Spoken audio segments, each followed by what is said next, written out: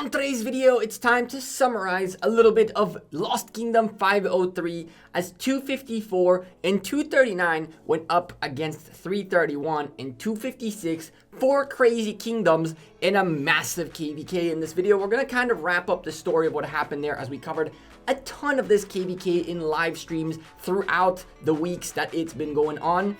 And I kind of have a feeling we're reaching the end of the line for 2 of those kingdoms. So sit back, smash a like on the video, and let's go.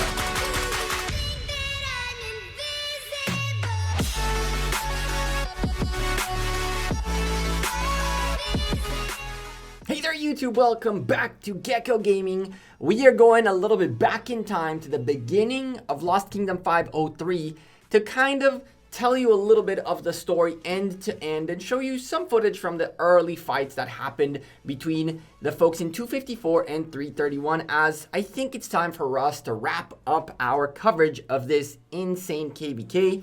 Before we start though, don't forget to slap a like on the video and of course subscribe to the channel down below. Hit the bell to get a notification to know when we upload next. We've been streaming quite a bit lately, especially spectating this KVK, as I had promised the folks in 254, and I've been saying it for a long time. I really want to cover these guys, and finally we had the chance. Now, usually when I cover KVKs, I don't do it live on stream. I tend to record a lot of footage and then make you kind of like the storyline type of videos. But quite frankly, I had hours and hours of footage of things that you've already seen in the live streams, which were kind of, well, very much action-packed. So if you really want to see a lot of this KVK, there is a ton of VODs on the channel about this Lost Kingdom and the madness that was 331 against 254 and 239 against 256. And there was a little bit of everything along the way. Let's start from the beginning though. Those were the 2 matchups that we expected, as 331 and 254 were the nearest to each other. This was what everybody was expecting. Now, a lot of peeps got a little bit upset and kind of frustrated with 331 for not necessarily wanting to fight as much. But 331 from the beginning, at least in this zone, fought very, very well. The problem for them was that 254 are just an absolutely stacked kingdom that is, in my opinion, very underrated, very unknown compared to the big names like 331, like 93 at the time, like even 239 that have Rose and 12 Kings, who made a huge comeback a little while back against Ronnie and Z415. And so the folks in 254 don't necessarily have, as a kingdom, the craziest of names, but these guys are completely out of their minds. And 331 knew that coming in, and so they made their own strategic decisions. Now, it's very easy to go out and talk smack about a team that is not willing to pick all the fights, but are trying to pick and choose their battles, considering it's very easy for us to sit down on the chair and just spectate them, and we want action, we want war, we want kills, we want all that stuff. But these guys at the end of the day need to figure out how they maintain their accounts, how they maintain their kingdom, how they maintain their morale, how they maintain their spirit, and how they don't break apart at the end of this KVK. Bunny is a crazy guy. This is the person you're going up against. And we're talking about a man who random TP'd next to the pass and started going crazy against full-blown hundreds of 331 marches without a care in the world. And this is a man who literally lost 15 million troops on day 1. That's right, in this KVK, in this fight right here, this man went down 15 million troops, 150 million power on day 1. Who does that? And that sets the story of pretty much what 254 is. These guys took insane losses. They did not pick and choose their battles at all. Whatever they could destroy, they went after, and they did not stop until they destroyed it. And that is the greatness of 254 and their strength compared to 331. 331 is a kingdom that's been through a lot. They went through their ups and downs, fighting against Kingdom 93 a few KVKs back, and pretty much losing more power than most kingdoms have nowadays in their full kingdom. In the next KVK after that, they allied with 93 and went up against Squad in 341, which is a bonkers KVK to add to that. I mean, These guys have been through the gauntlet back and forth, and there's a limit to how much a kingdom can go up against the top tier and literally lose billions of power in the process and rebuild and go again and go again and go again. And for 254, they seem to be on their prime. They seem to be ready to rock and roll. Although some of these random TPs did not work out that well. As you can see right here, this man took a couple of rallies. It was not pretty. But hey, he was online and he enjoyed them. So sure, why not?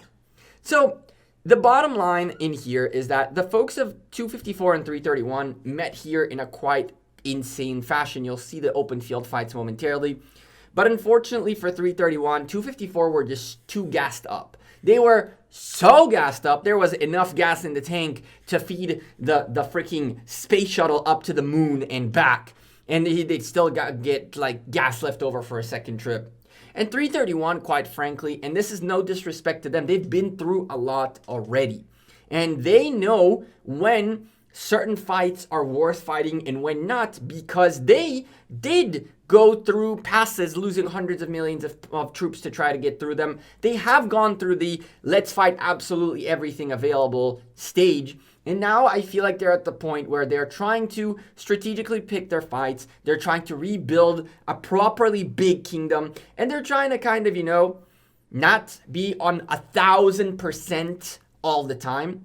And you can't take credit away from them because they absolutely were at the top for a fairly long while. And they weren't scared in this scenario, but they weren't afraid of, or they weren't even hesitating, that's a better word, to go all in all the time for a very long time. For 254, this was the perfect time to straight up break out into the Hall of Fame.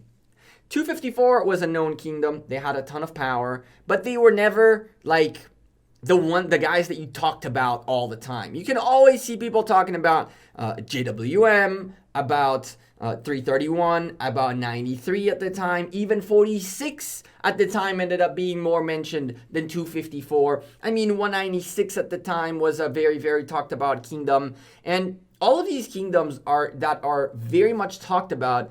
I don't think that I've ever heard 254 being mentioned as much. And this was their perfect opportunity to take out a kingdom that a lot of people have grown a little bit out of patience with.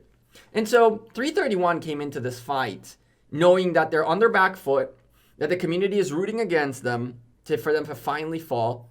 And then there's an enemy on their other side that is absolutely, completely and utterly out of their damn minds. I would not want to go up against 254 personally. Not at this stage, at least. Maybe next time. But anyway, I might get in trouble with 401 for that one.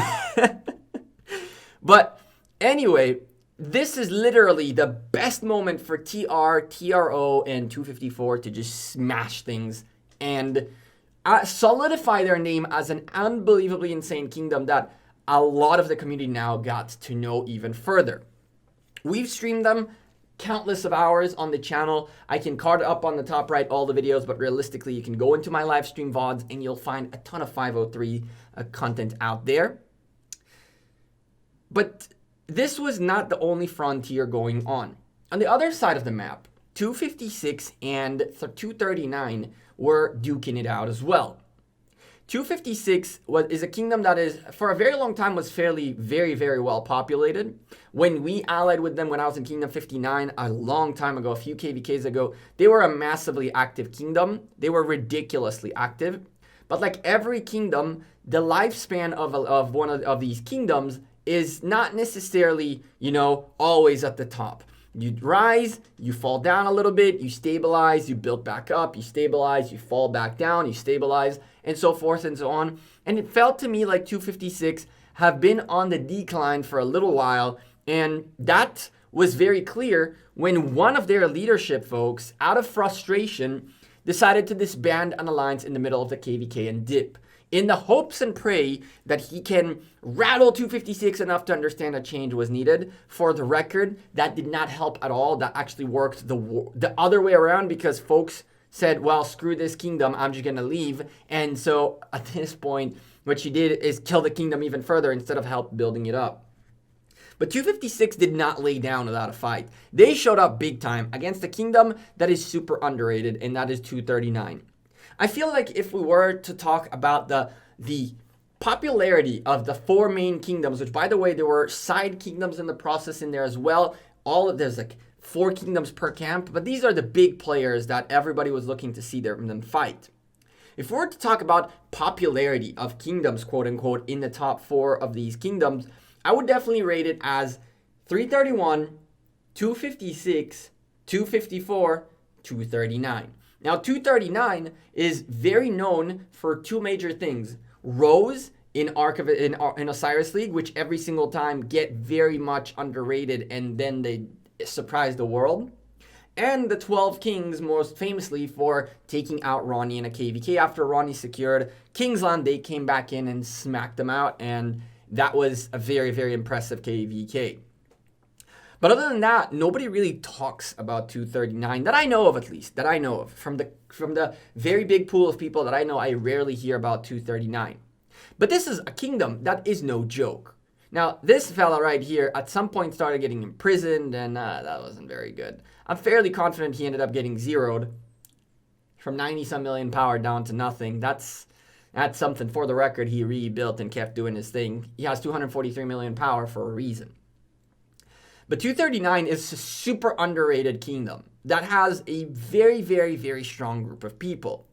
However, 239 has never reached those heights of 331, of even 256 to a certain extent. Definitely not of 331. And they put up a hell of a fight. They had an uphill battle in their first zone where 256 actually pushed quite severely in. 239, just like they did previously with Ronnie's KBK at the time, managed to make the comeback and take the zone 5 back. And from there, they fought very bravely through and through, including some situations in which they were getting pushed by 256 while 331 was trying to get into them as well. And for a little while, when those zone 6s opened up, 239 had to find how they delay 331 on the one side while they smash 256 up enough so that 254 can make their way around into the zone 6, as 331 had blocked 254 in their zone 6s with a great wall. We've seen that in the streams as well. And as the open field madness of this zone is going on and going hard, eventually things ended up falling apart for the team of 331 and 256. A combination of leadership issues and potential decisions that, for the better or worse, didn't work out in the favor of both of these teams allowed 254 and 239 to employ their strategy, to employ their brute force, and to take their time and make strategically smart decisions to pretty much win this KVK. Now, at this stage in that KVK, if you go to 503, you should be seeing a lot of 331 flags burning, if there are any remaining. You should be seeing 254 and 239 pretty much cleaning the map slowly and steadily while they have the Kingsland and Ziggurat under control. And you should be seeing 2 camps doing an insanely earned victory in that KVK. For a very long time, the guys in 254 employed every possible tactic in the book, and 256 did very good holding them back. When it came to zone 6, I believe 254 dropped 3 forts unsuccessfully until the 4th one did the trick. And the 4th one did the trick primarily when things started happening internally within 256 that gave the break for 254 to put the fort down.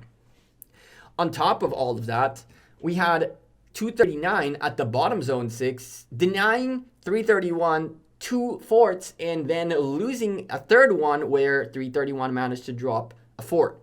For a little while, it got weird because 331 had 254 far away from them and no way for them to get there.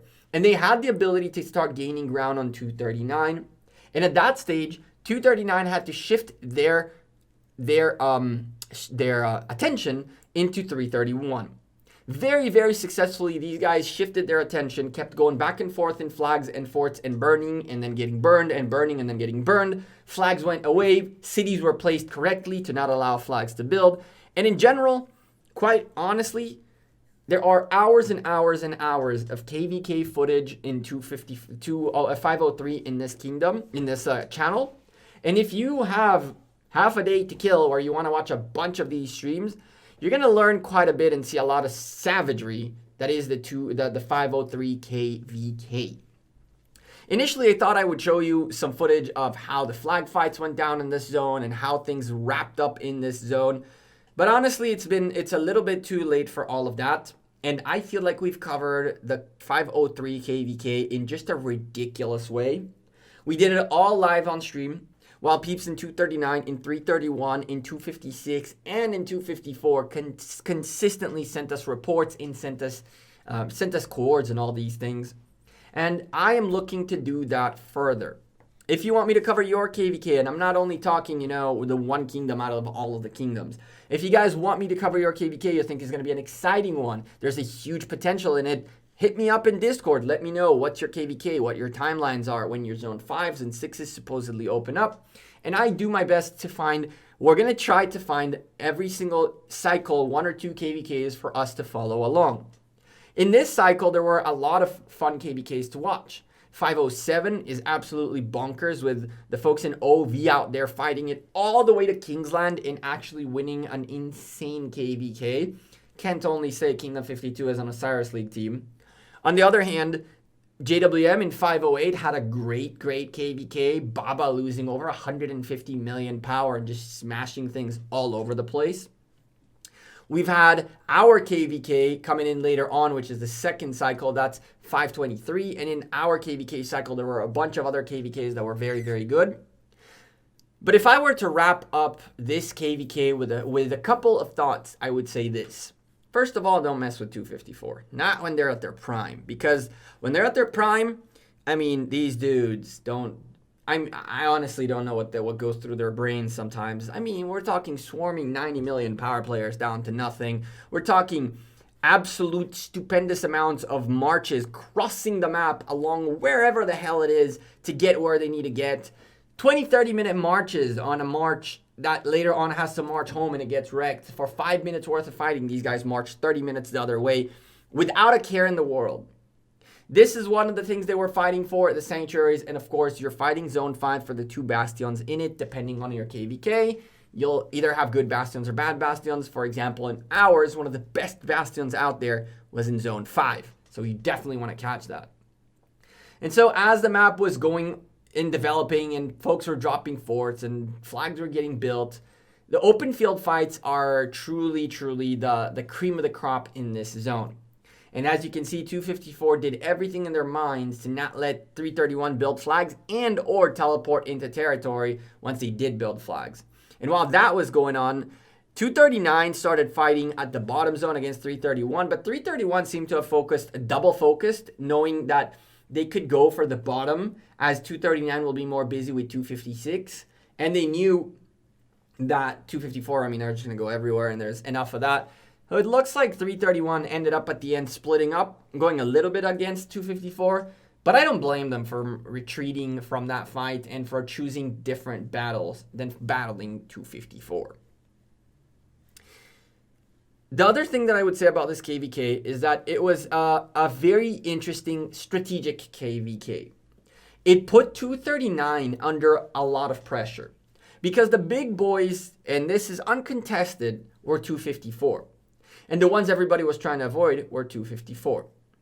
And in the team of bottom left and top right corners against top right and bottom left corners, the bottom left 239 found themselves with the most pressure because they were attacked from everywhere. Down here, up there, zone 6 was the same thing from 331 and 256, while 254 were just trying to get to the fight essentially because once they did, things got a little crazy.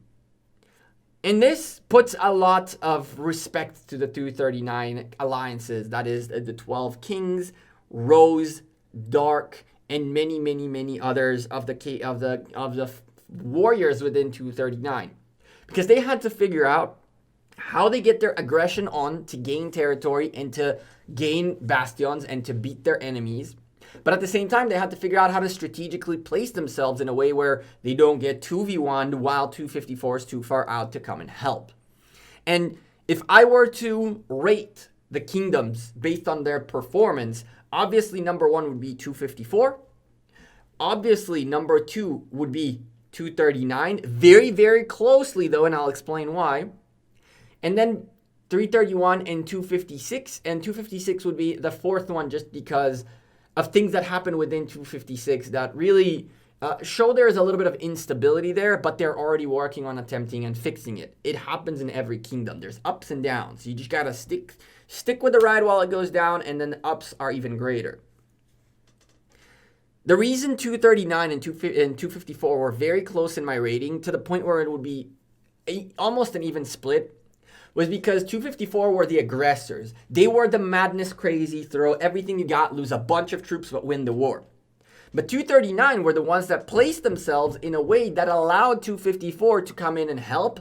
And while they did that, they had to hold back and push forward at the same time. They took Zone 5 very, very solidly against 256. They took out enough of Zone 6 out of 256 to give room for 254 to come in and fight 331. And they held back 331 in Zone 6 enough until 254 was able to come and help. Did they need the help? Probably not. If 256 would have not gone up against 239, then absolutely I think that 239 and 331 could have duked it out, and that could have been probably the closest fight of them all.